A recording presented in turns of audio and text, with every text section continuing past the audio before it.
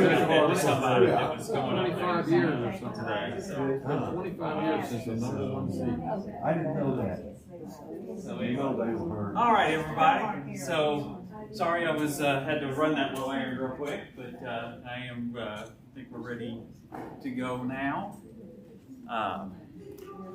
So we're going to start. I'm going to skip a little bit. Like one of the things that I'm going to skip that'll be referred to here is I am going to skip the story of the death of John the Baptist, but that is what is being referred to in the first part of this. So we're going to start in Matthew 14. And I'll go ahead and just read these verses 13 through 21.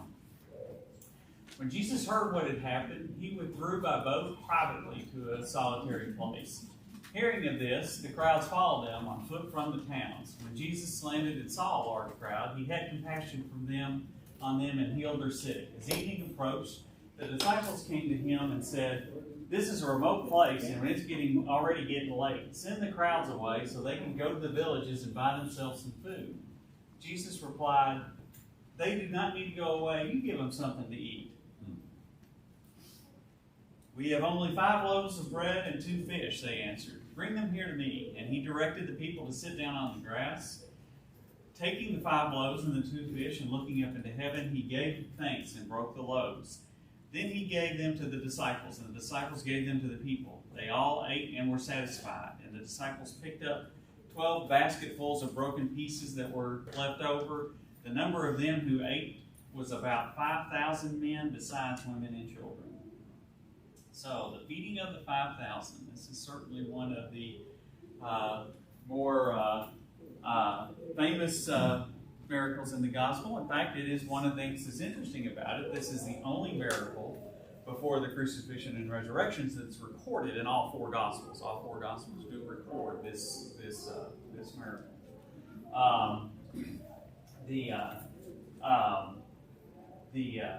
So again, the context of what's happened here is Jesus starts off wanting to retreat because he's just heard the news of John the Baptist's execution.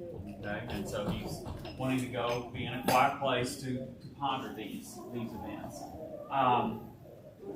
But the people followed him. Okay? So,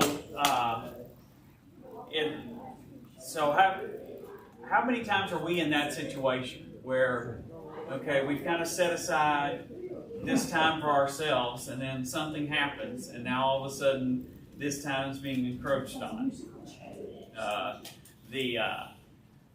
And so I think it's interesting that this miracle occurs in that backdrop, that Jesus originally was setting aside this time for himself, but the people came. There became an opportunity for Jesus to do God's will, and he took advantage of it. I think that is an interesting backdrop to this particular miracle. Now, how many of y'all read Allison White's email this week?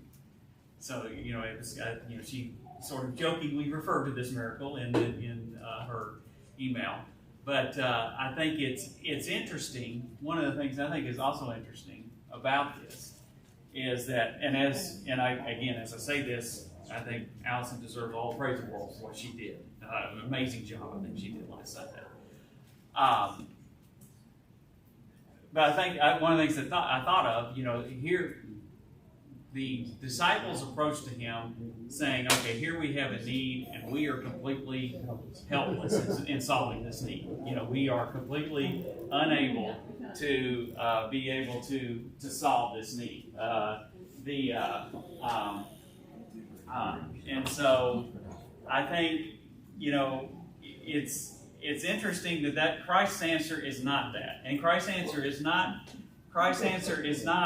"I'm going to do a lot of things here to prepare you so that you will no longer be helpless." Okay, we're going to work with what you got here. Okay, and I think that, to me, I think that's sort of the powerful part about this is Christ doesn't perform the miracle immediately. He doesn't immediately say, "Oh, you don't really have just 5 loaves and 2 fish here," and just all of a sudden they have a bunch. He says, "Start passing them out." You may not think that 5 loaves and 2 fish is going to go very far amongst these 5,000 people, but Trust me, I got this. So I think that is a powerful lesson. I think God tries to tell us, that it's, don't necessarily feel you have to be 100% prepared. That I'm here with you. So what do y'all think about that? What are your thoughts about that?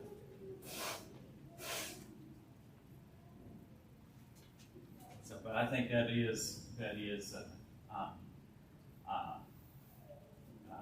think that is a powerful lesson. Probably thought he was crazy when he I'm sure there was a lot of, and especially we're going to today, if everything goes well today, we're going to cover 2 other instances where not having enough food is going to be an issue, and so they still aren't getting the fact the apostles still aren't getting the fact that he can handle this problem. Right.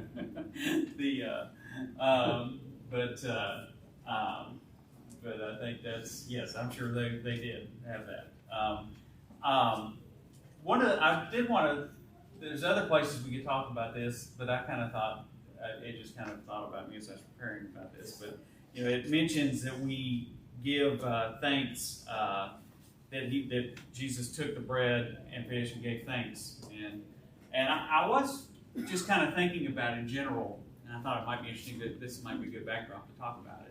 Is probably, I would bet for most of us in here, I would bet one of the most regular times that we do pray is probably before a meal. That is probably, I would say that's probably, that is a very common prayer time, for probably most of us in here, that we do that. Why do we do that? Show gratitude. Do we show gratitude? Why are we more attuned to the gratitude of that moment than other moments of our lives? Because we're hungry. All right, because it's a very definite physical need that we kind of have we know the seriousness of not doing it, I guess. Whereas we don't necessarily know the seriousness of, when I got the new job, that what if I hadn't got the new job? It's not doesn't drive home as much, maybe. But I think it is interesting that I do think, and we have, I think, I was reading, I wish I could remember it, I didn't write down the words, but there was a very common Jewish prayer that was very, that the scribes and Pharisees had actually even set up, a very, God bless, thanks be to the God that gives us bread, or something, a very, very, I can't remember the exact wording of it, that would have been said quite frequently at a meal. Scott and our family, we were weird. Everybody that ever came to our house, y'all sit as a family and eat, but yes, we do.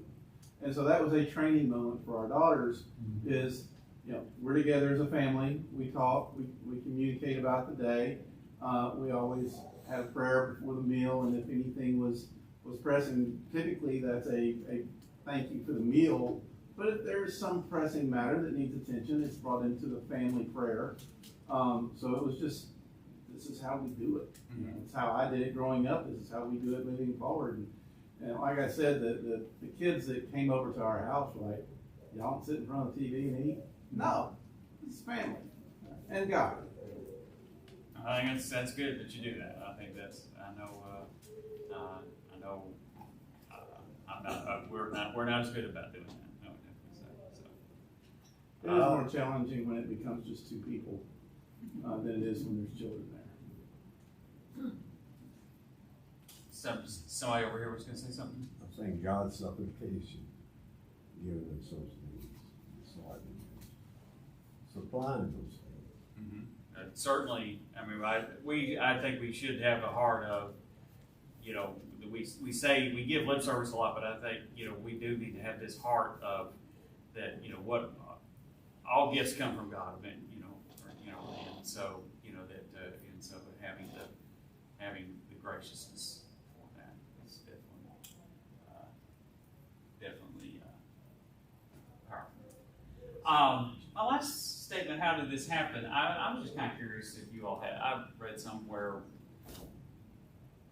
sorry about that, read somewhere that of how this miracle actually manifested. And the author I was reading did not try to discount at all the miracle, but he was giving other alternatives. The way I think I always envision this is the basket keeps being passed around and it never empties. The basket keeps going around and people keep grabbing stuff out of it, and there's still always stuff in it. That's the way. Do what? They had leftovers.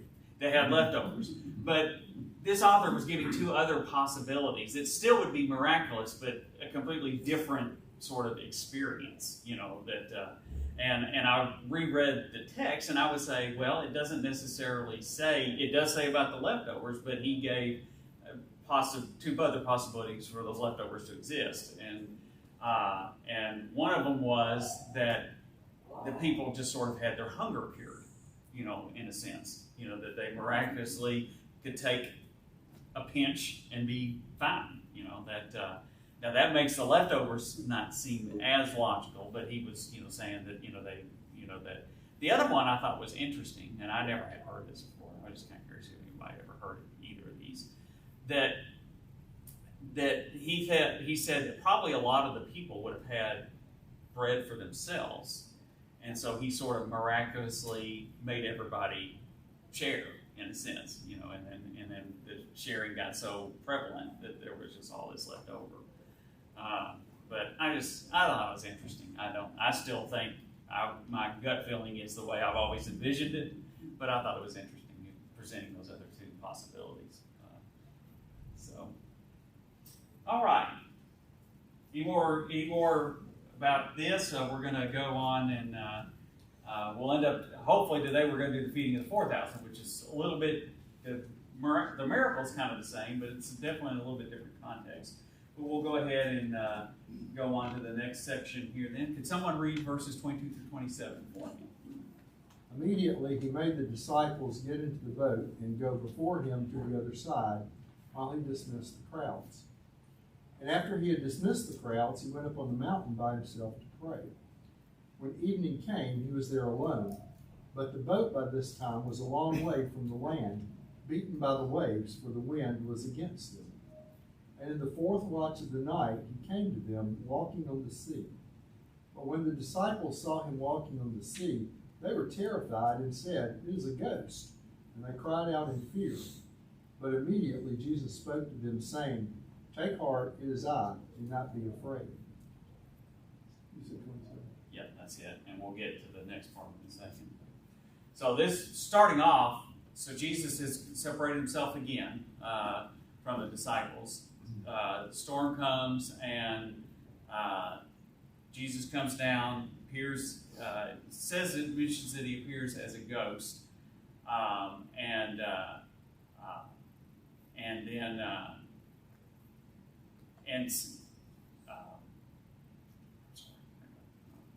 getting ahead of myself because I don't want to go into the next word. I'm going to read just a second, which is Peter jumping out to meet him. But here Christ is up praying. It's early before dawn. Some of your translations may even say something like 3 in the morning. And the reason for that is the actual Greek here would imply third watch, which is or fourth watch, or whichever watch is between 3 a.m. and 6 a.m. Fourth watch, which is the way they kind of took measure time in the middle of the night. That was just kind of a distinctive way of doing it.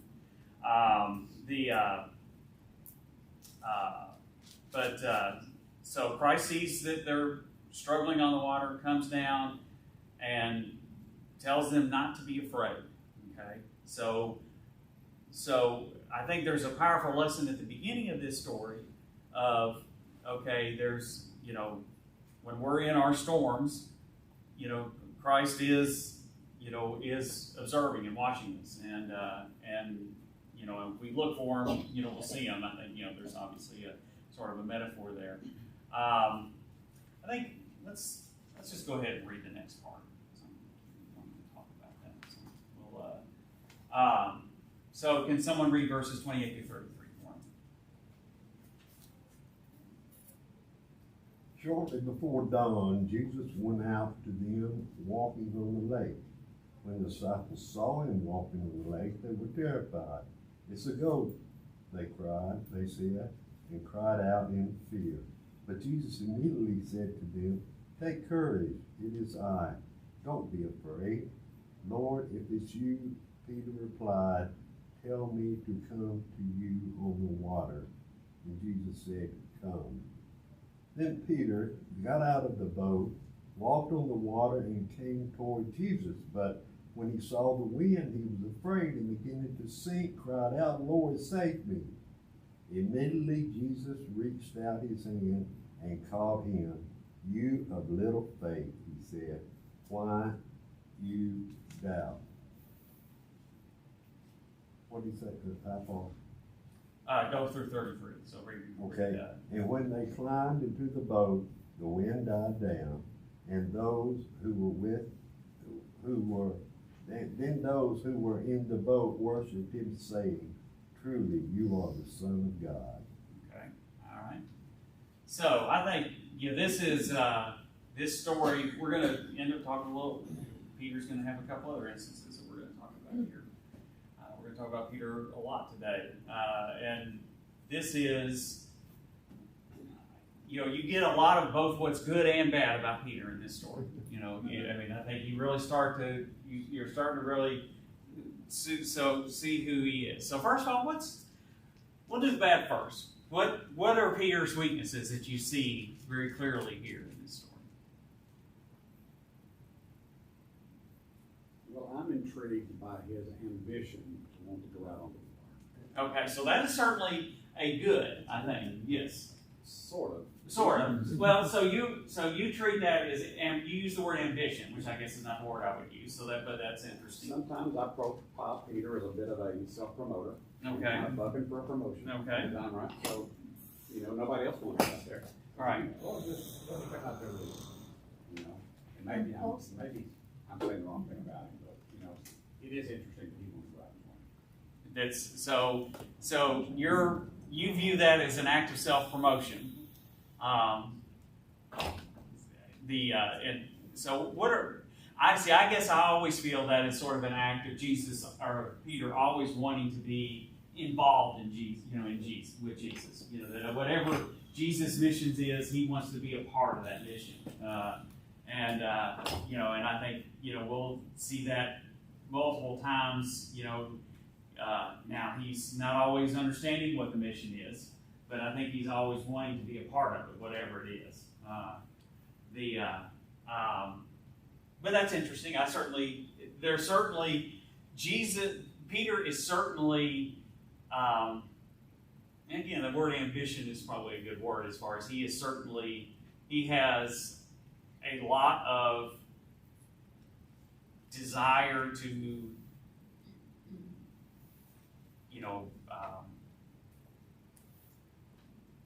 if you want to put it negative, to be in exalting situations with Christ, but he's always wanting to do that. What are some other characteristics of Peter you see here? He's impetuous. He's very impetuous. Yeah. He is very he much. What to do. Right. He certainly could have thought about the fact that there's going to be wind and water when he gets out of the boat. When he first made the decision to do that, seem to enter his mind a lot. So he just jumped out on the water. Okay, so he is impetuous. You could think about him testing Jesus. If you are, you could say, tell me to come out here. Right. Prove yourself. Yeah. So that's an interesting thing there. Yeah. That I think that you look at that and he is wanting to he's saying, okay, if you are the real deal, I should be able to come out here with you. And so he does come out there. He's impulsive. He jumps in first with both feet, literally, and then he starts thinking about what he's gotten himself into next. I think that's a very good description. That's exactly. Yep, he did. I think he definitely he decided he wanted to do before he thought. You know, he definitely did. And one thing I just thought about, they thought it was a ghost. Right. Maybe he's just wanting to check him out and say, well, is it really you? So yeah, Yeah. maybe he is. Maybe he is one of Because he said, if, Right. if it's you, if it's you, let me come. right. So, All right. So,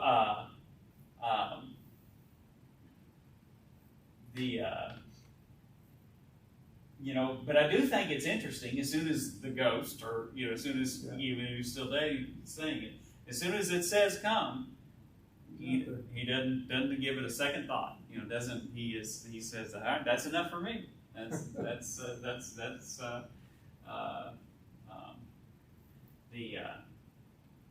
I do think, you know, verse 31, you know, a couple things I think that are interesting in that verse. You know, one,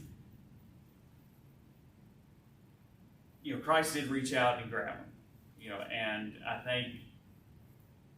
think in some sense, and it doesn't say this, but Peter probably, well, it does say this because it says it in verse 30. Peter never had fear of that Christ could, whatever was going to end up happening, Christ would say, you know, would be there, you know, and that's, you know, he didn't have complete faith because he didn't have faith that he could be, you know, he could do it in the way that he said it, but, you know, he kind of knew he was safe. If Peter thought he was a ghost, why did he cry out when he began to sing, "Lord, save me"? Yeah, at that point, he doesn't think he's a ghost anymore, Right. or at least right, or at least he's He very, very identified. hopeful that he's not a ghost. Yeah. what how far he went. You know? Yeah, and certainly we don't know that. We don't know if it's, you know, we don't know exactly where he is. You know, I mean, is he at a point where, okay, if he, you know, is he going to sink 75 feet and it'll all be over, or, you know, what? Trying to tread water. You know, so yeah. But he obviously doesn't have faith that the walking on the water can continue, even though certainly I think if he had faith, it would have continued. You know, I think that's, and so his faith does need to be cured, you know, some. And that's, of course, we're going to see this as we go through the life of Peter, you know, as you know, as he continues on with Christ, we'll see how Christ will shape that. And this is certainly one of the first scenes we see of that shaping. I also see it as, I've always thought of it as, he got distracted. He saw the wind, he got distracted. Oh, I think that's a good point. You know, that's what we do. Right. We We see get the distracted wind. every day. We see other things and we get distracted from what we should be doing. Yeah. So he turned away and he sang. Right. And it's interesting, the wind or lack thereof had nothing to do with why Peter was able to walk on water. You know, that was the God that was allowing him to walk on water was still there whether the wind was there or not. You know, and like you said, you know, what the problem was, he turned his eyes off that. You know, he turned his eyes on what the source of that was. So let me ask you one more just out there crazy idea. All right. You know, the other thing I think about in all this, okay, well, if I soften up on Peter, if I'm not so tough on him, you know, it looks like, well, here's a new bag of tricks. This is something we're going to be doing here in the future. You know, just this whole walking on water thing, right? I mean, I can kind of imagine why I would want to jump out there. If this is what we're going to be doing, let's go ahead and start now. Whatever. We really don't see this again, do we? We don't see this walking on water again. No, This well, was I don't. one Not in this time. manner. And later there's a shipwreck and whatnot, and there was an opportunity to walk on water and whatnot, which didn't happen, right? And all that, and so I think sometimes we see things and we're attracted to them, and we think that's going to become the constant, and it's really just a one-time event, you know, to build our faith and our hope and our perseverance, but it's not going to be the new norm. Mm-hmm. And I think that may be a little bit what's happening here. Okay, I can see that, definitely. I think we do need to, I think most of our, you know, God does have purposes for most of what he leads us through. And I think, yes,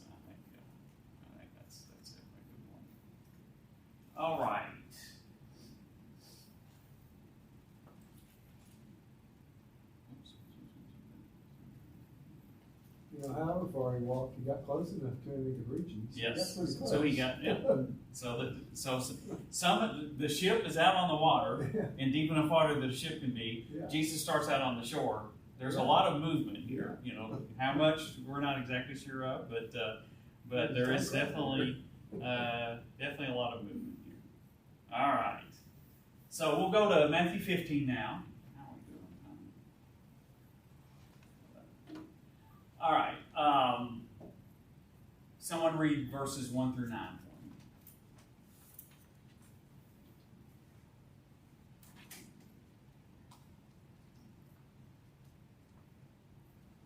Then the Pharisees and the scribes came up to Jesus from Jerusalem and said, "Why do your disciples break the tradition of the elders?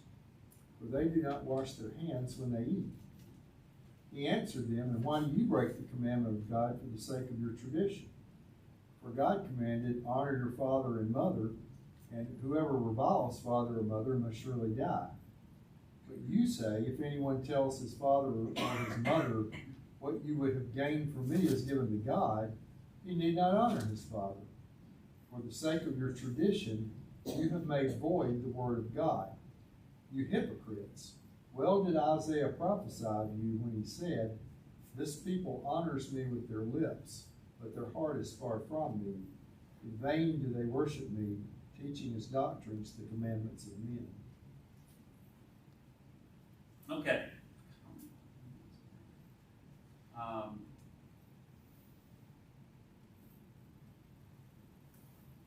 All right. So here, new strike with the Pharisees.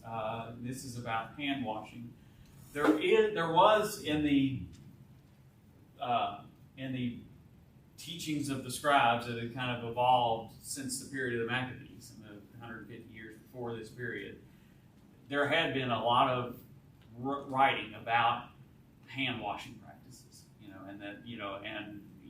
up to the point that there was a little prayer you were supposed to say while you were hand washing. It said something like, "Thanks be to the God that gave us a command to wash hands," or something like that. So it had become extremely ritual, and had become a point of extreme legalism here on exactly when and how you should wash your hands. And Christ, instead of just attacking that directly, comes at it indirectly. He mentions and he talks about this practice that the scribes and Pharisees had of basically saying, instead of having to take care of their fathers and mothers with their property and their time, they're saying, "My life is now devoted to God, and so I can kind of ignore you." Okay, that's basically what he's the scenario he's describing there, and so that is obviously that obviously means their heart's not in the right place. They're not really thinking. They're not really trying to do what's right. They're trying to do they're trying to create what is necessary and then do that.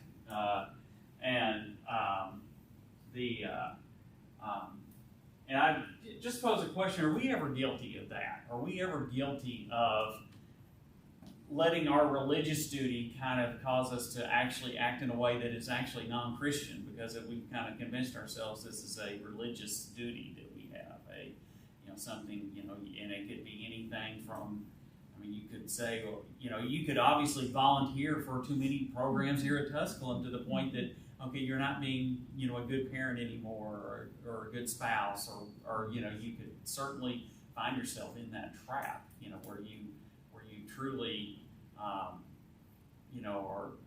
and you're trying to check a bunch of boxes for God in your own way that you kind of miss some key boxes, I guess would be one way to say it.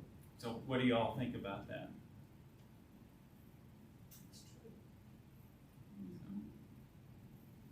It's very easy to put the building, the needs of whatever you're interested in above the needs of your family. I do it every Sunday morning when I leave the house at 7:30, and Janet brings Mom on her own. And then sometimes I can take a break and go help her in the car. Am I the only person that can do what I do? No, there's at least two others that can do all the things I do. But in my mind, I have to be here. And I'm, yeah, guilty. I think I'm doing the right thing, and maybe I'm not. I know,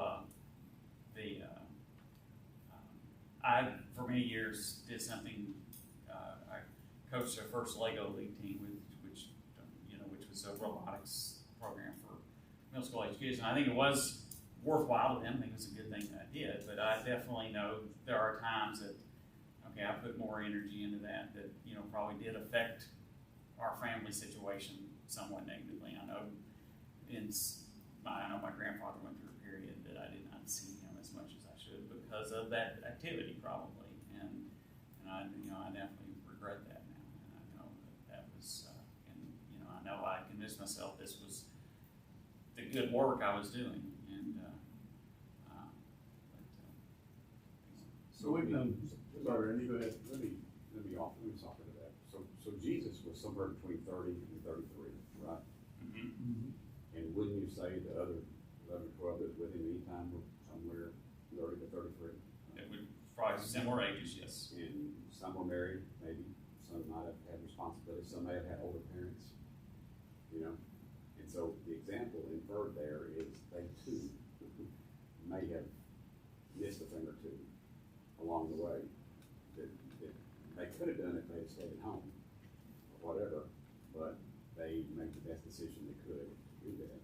And so I beat myself up too for things that I've done in the past, and yet we've all got to say we made the best decision we could at the time of what we saw and what we knew. Let's give ourselves a break just like we would everybody else, and let's keep going the best we can and try not to overbook.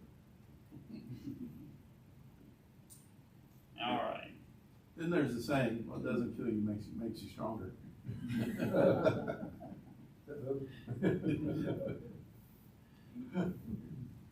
All right, let's see. I'll go ahead and read this next section here, verses 10 through 20. Jesus called to the crowd to him and said, "Listen and understand. What goes into someone's mouth does not defile them, but what comes out of their mouth, that is what defiles them." Then the disciples came to him and asked, "Did you know that the Pharisees were offended when they heard this?" He replied, "Every plant that my heavenly Father has planted will be pulled up by the roots. Leave them, they are blind guides. If the blind lead the blind, both will fall into a pit." Peter said, "Explain the parable to us."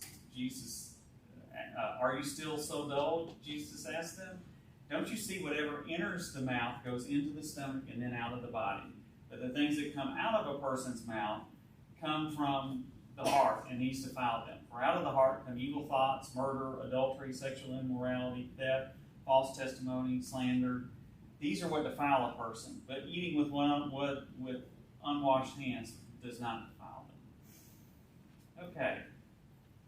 So I think this is a much different, this is a discussion, a more deeper discussion than his initial statement. He's saying, and I think he's really getting into the core of the difference between an inward spirituality and an outward religion. The core of that. And what is the danger of wanting to set up all of these rituals like this hand cleansing?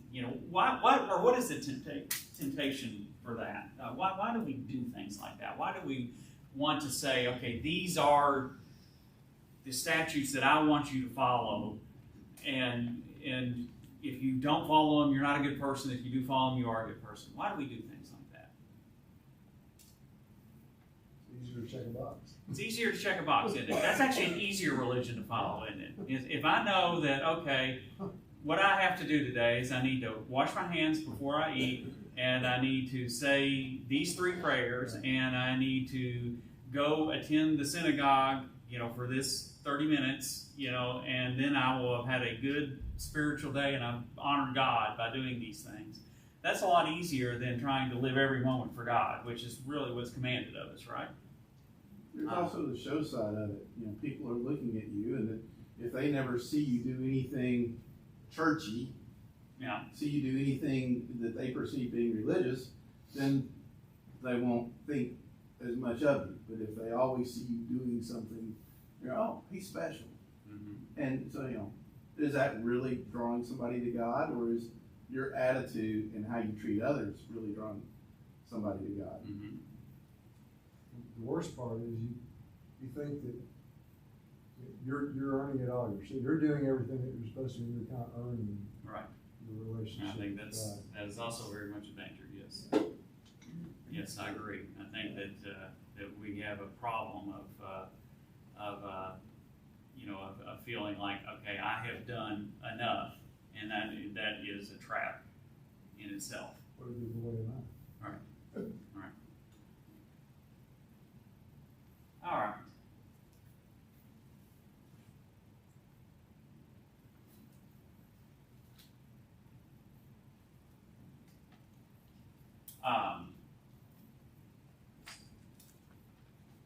I'm going to read this next, and this is what it looks like. Probably that's hard to get. So, leaving that place, Jesus withdrew to the region of Tyre and Sidon. A Canaanite woman from that vicinity came to him, crying out, "Lord, Son of David, have mercy on me. My daughter is demon-possessed and suffering terribly." Jesus did not answer a word, so his disciples came to him and urged him, "Send her away, for she keeps crying out after us." He answered, "I was only sent to the lost sheep of Israel." The woman came and knelt before him. "Lord, help me," she said. He replied, "It is not right to take the children's bread and toss it to the dogs." "Yes, it is, Lord. Even the dogs eat the crumbs that fall from their master's table." Then Jesus said to her, "Woman, you have great faith. Your request is granted." And her daughter was healed at that moment. Okay, so several things here. I think there's a lot of little things here. Tyre and Sidon was on the coast in Phoenicia. They mentioned that this is a Canaanite woman. I think that's kind of a couple of things are important about this. One, they probably don't have as big of crowds because the Jewish people that were following them in the Galilee area are probably not going to. Most of them are not going to follow them up to Tyre and Sidon. So he's probably, in a sense, this is probably another chance for Jesus to maybe get away for a little while. Even though his disciples obviously are with him, he's not going alone, but he's probably doesn't have just the massive throng that's been following him in Galilee. Second thing is these are what you would call old Gentiles. And what I mean by that is these are people that the Jews have had problems with for thousands of years. The Romans and the Greeks are kind of new Gentiles. They're kind of, they did, but when we have this stuff of the Old Testament written, the Jews didn't even know of these people's existence. These are new groups of people. But these people are the old Gentiles, the ones that the ones they were supposed to drive out of their land and didn't, and the ones that they had to interact with all during the Old Testament time, and then frequently would come invade them and they'd have wars with all the time. Which means the level of unclean or whatever that the average Jew would have felt to these people would have probably been greater than what they would have felt towards the Romans. They would have, because of just the centuries of animosity they would have had with these groups. And so first of all, you see that the apostles, it doesn't even occur to them that, well, maybe Jesus ought to heal this person. The apostles say, "Can you find some way to just get rid of this person?" And then Jesus, I think we know by the way this story ended, Jesus, in a sense, was creating a reaction. Okay, this is the way the average Jew would react to this person.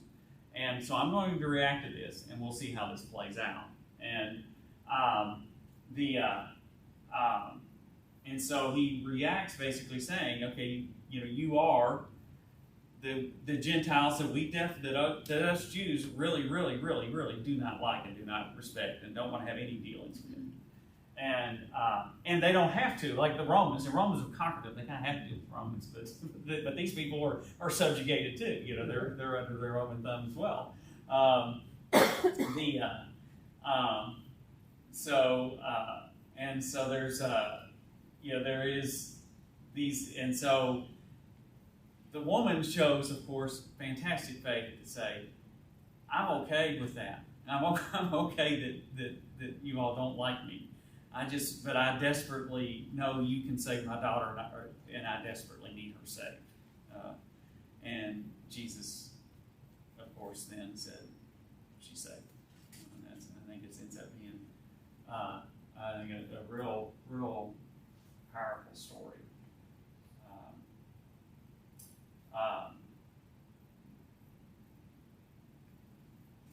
Does anybody else have any thoughts about that? I guess we were technically at the end of time and ending of this time. So I guess we'll stop there. So I'll start with 16 next week. I'll just go ahead and start with chapter 16 next week.